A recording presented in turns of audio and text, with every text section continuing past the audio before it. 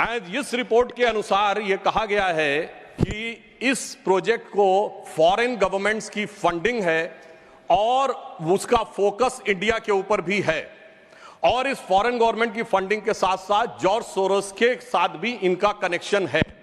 अब यह केवल हम एक रिपोर्ट के आधार पर नहीं कह रहे हैं सभापति महोदय, मैं सदन का ध्यान आकृष्ट करना चाहूंगा कि विगत 3 वर्षों से यह क्या एक संयोग है कि जिस समय भारत की संसद का सत्र चलता है, मैं सिर्फ एक संयोग बता रहा हूं, भारतीय फार्मर्स के बारे में रिपोर्ट आती है 3 फरवरी 2021, बजट सत्र है 29 जनवरी 2021।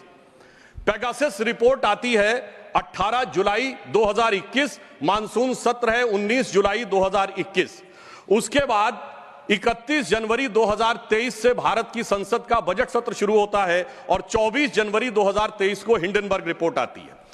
जनवरी 2023 में भारत की संसद का सत्र शुरू होता है और 17 जनवरी 2023 को बीबीसी की डॉक्यूमेंट्री आती है, इंडिया द मोदी क्वेश्चन। और गंभीर महत्वपूर्ण बात है, 20 जुलाई 2023 को भारत की संसद का सत्र शुरू होता है और मणिपुर वायलेंस का वीडियो 19 जुलाई 2023 ठीक एक दिन पहले जारी होता है। पूरे सीक्वेंस में अगर हम चलें तो महोदय मैं याद दिलाना चाहूंगा कि 10 मई 2024 को कोविड वैक्सीन के बारे में एक रिपोर्ट छपती है, जिस समय भारत का चुनाव प्रचार अपने पूर्ण उसके ऊपर था। फिर अभी वर्तमान सत्र हम बताना चाहते हैं कि मानसून सत्र 22 जुलाई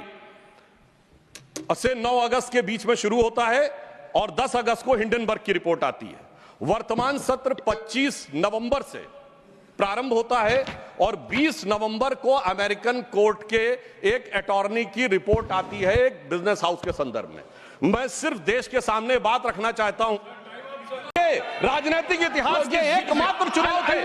जब विदेश में कोई रिपोर्ट नहीं, मैं विपक्ष के सदस्यों से कहना चाहता हूं, रिपोर्ट नहीं, भारत के इतिहास का एकमात्र चुनाव था जब विदेश की एक गवर्नमेंट ने, रशियन गवर्नमेंट ने ऑफिशियल स्टेटमेंट दिया कि भारत के चुनावों में विदेशी हस्तक्षेप हो रहा है। ऐसा भारत के इतिहास में कभी नहीं हुआ और इसके बाद दूसरी सरकार के द्वारा उसका खंडन किया गया। महोदय, मैं अपने विपक्ष के साथियों से पूछना चाहता हूं कि यह जान के हो